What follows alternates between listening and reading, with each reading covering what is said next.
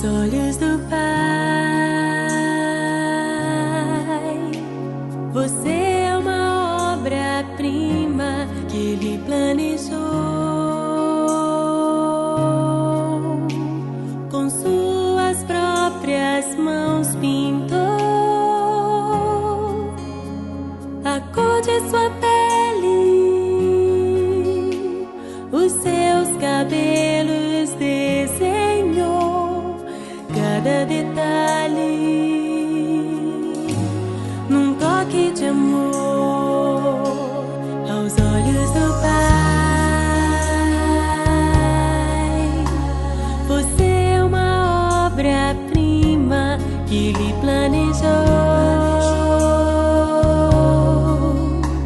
Com suas próprias mãos pintou